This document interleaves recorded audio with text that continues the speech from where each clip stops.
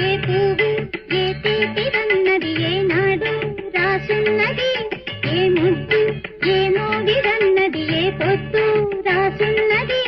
బంధాలై పెనవేయు వయసుకు అందాలే దాసోహమనగా, మందారం విరబూయు పెదవులు మధువులనే సరిచూడమన